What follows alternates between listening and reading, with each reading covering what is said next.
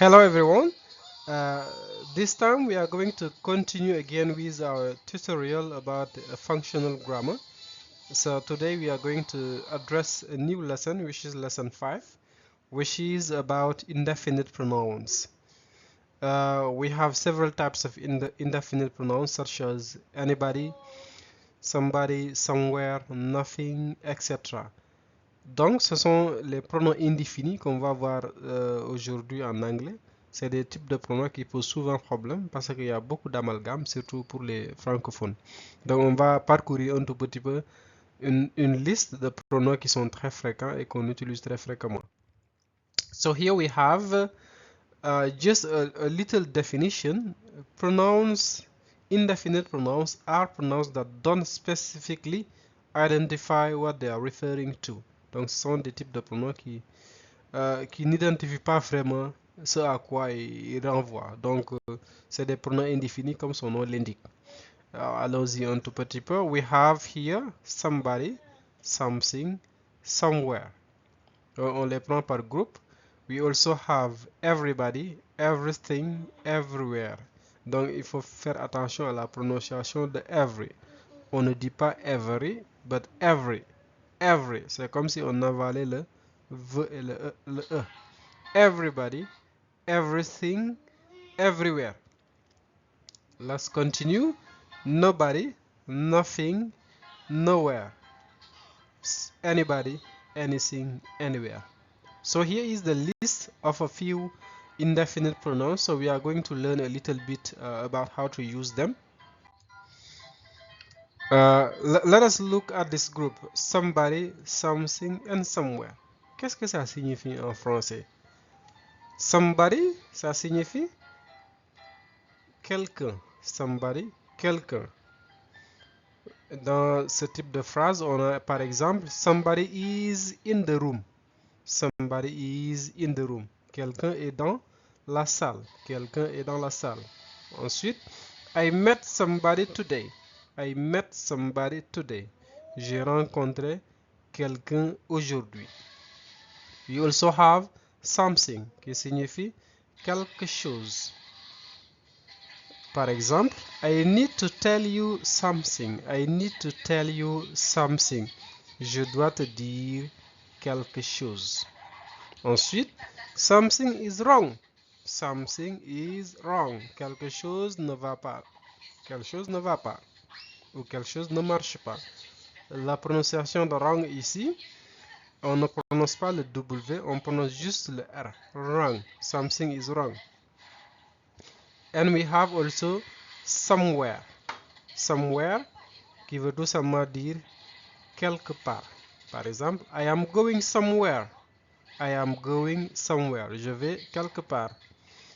I have seen this man somewhere. I have seen this man somewhere.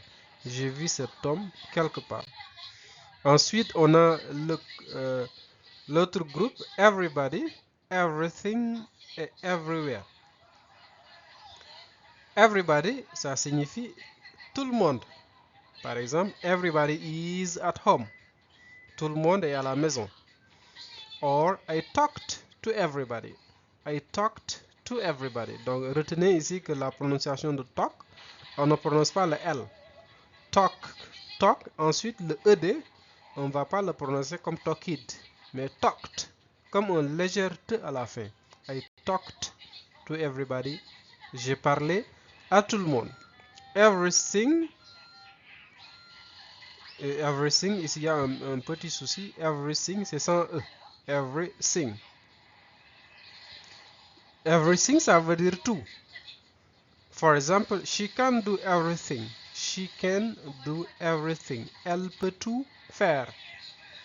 Everything is going well. Everything is going well. Ça veut dire tout va bien. And we also have everywhere. Everywhere qui veut dire partout. For example, you can't be everywhere. Si vous dites à la personne, you can't be everywhere. Vous ne pouvez pas être partout. I have searched everywhere. I have searched everywhere. J'ai cherché partout. Search, searched. Donc le ED va se prononcer comme un léger T. Let's continue. We also have nobody, nothing, and nowhere.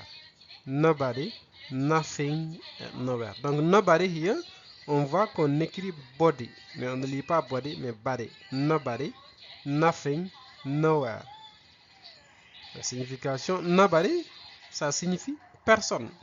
Par exemple, nobody is in the office. Nobody is in the office. Personne n'est dans le bureau. The director received nobody. The director received nobody today. Le directeur n'a reçu personne aujourd'hui. We also have nothing. Nothing. Faites attention à la prononciation. Nothing. Nothing qui signifie rien. Donc, I have seen nothing in the room. I have seen nothing in the room. J'ai rien vu dans la salle, dans la chambre, sorry. She did nothing today. On peut aussi dire she did nothing today. Elle n'a rien fait aujourd'hui. Nowhere, ça veut dire nulle part. Nowhere. Nulle part. I had nowhere to go. I had nowhere to go. Had, c'est le prétérit de have. I had nowhere to go. J'avais nulle part où aller. Where are you going? Ici, c'est une question qu'une personne pose et une autre personne répond. Where are you going? Où vas-tu? Nowhere. Nulle part. Je ne vais nulle part. So just remember that in English, we can have nobody or not plus anybody. Dans certains cas, vous pouvez voir que on peut remplacer nobody par not plus anybody. Mais dans ce cas, on met la négation avant le verbe. Juste après le verbe, sorry. For example, we have two sentences here. On a deux phrases ici. The director received nobody today. On peut le dire autrement en disant The director did not receive anybody today. Donc au cas où vous devrez faire cette confusion, faites attention. Any, c'est pas négatif. Any, c'est pas négatif. Pour que any soit négatif, il faut que ça soit précédé par le not qu'on rattache à l'auxiliaire, d'où dans ce cas ici. The director did not receive anybody today. On ne peut pas dire the director received anybody today en pensant que anybody va être quelque chose de négatif. No. So let's continue. We also have here anybody, anything, anywhere. C'est dans ce cas de figure où on a souvent plus de problèmes. Anybody, ça veut dire n'importe qui. Anybody ne veut pas dire personne, ça veut dire n'importe qui. Anybody can drive a bicycle. Anybody can drive a bicycle, ça veut dire n'importe qui peut conduire un vélo. Or, anybody can help you here. Anybody can help you here. N'importe qui peut t'aider ici. We also have anything. Anything, ça veut dire aussi n'importe quoi. Ici, on parle des choses. Anything, n'importe quoi. For example, we have What can I offer you? This is a question and an answer. C'est une question et l'autre personne répond. What can I offer you? Que puis-je vous offrir? Et la personne répond Anything, n'importe quoi. Vous pouvez tout ce que vous m'offrirez, ça ira, par exemple. We also have anywhere. Anywhere qui veut dire n'importe où. Là, il s'agit d'un lieu, n'importe où. We have Your key can be anywhere in the house. Your key, votre clé, can be anywhere in the house. Peut être partout dans cette maison. Peut être n'importe où dans cette maison. Or, you can find a restaurant anywhere in this town. You can find a restaurant anywhere in this town. Vous pouvez trouver un resto n'importe où dans cette ville. Donc, comme je disais tout à l'heure, any, anything, anybody, anywhere, ce ne sont pas des pronoms indéfinis négatifs. Pour que ça soit négatif, il faut que ça soit accompagné de la négation not qui se rattache au verbe, comme on l'a expliqué précédemment. Donc, on essaie maintenant de pratiquer un tout petit peu en donnant des exemples en français. Let us try to try with French sentences so that we can understand a little better. With somebody, let us try with somebody. We have the first sentence in French. J'ai rencontré quelqu'un aujourd'hui.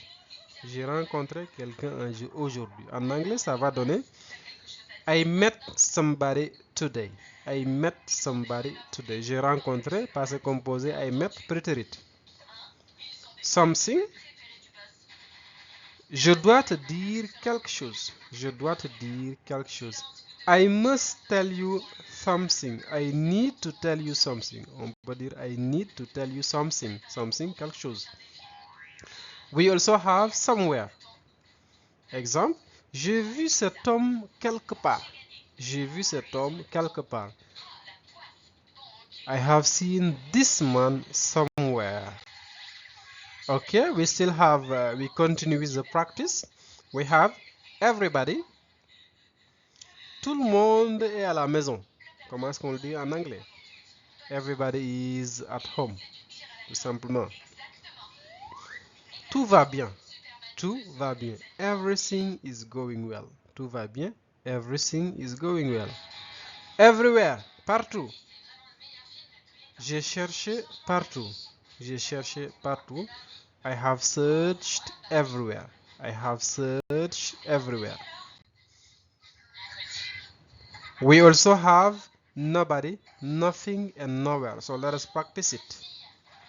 Nobody, personne, comme on l'a dit précédemment. Personne n'est dans ce bureau. Personne n'est dans ce bureau. How can we say it in English? Nobody is in this office. Nobody is in this office. Nothing, ça veut dire rien. Elle n'a rien fait aujourd'hui. Elle n'a rien fait aujourd'hui. She did nothing today. She did nothing today. We also have nowhere, which is nulle part in French. Je n'avais nulle part où aller. Je n'avais nulle part où aller. I had nowhere to go. I had nowhere to go. Just remember, we can have the equivalent of nothing by putting anything in the negative not. On peut juste utiliser nothing d'une autre manière. Pour dire la même chose, on peut utiliser nothing comme on peut utiliser not plus anything. Par exemple, dans cette phrase, she did nothing today, c'est la même chose que quand on dit she didn't do anything today. Donc pour que any ait voilà, que pour que any soit négatif, il faudra qu'elle soit précédée de la négation not. Right? So here we have the last one, anybody, anything, and anywhere. For anybody, l'exemple ici, n'importe qui peut conduire un vélo. N'importe qui peut conduire un vélo. Anybody can drive a bicycle. Anything, ça veut dire n'importe quoi. Que vais-je t'offrir? Tout ce que tu veux. In English, what can I offer you? And the person reply, anything. What can I offer you? Anything. Anywhere, n'importe où. Tu peux trouver un restaurant n'importe où dans cette ville. You can find a restaurant anywhere in town. Anywhere in town or in this town, it is the same. So here you can just try to use the sentences by your own by trying to translate them in French, or you can just put your own sentences just as you want. So please, thank you for joining in this course, and you can just share, comment, or like, or share with your peers, and then even you can send your comments. So thank you for watching this tutorial. See you next.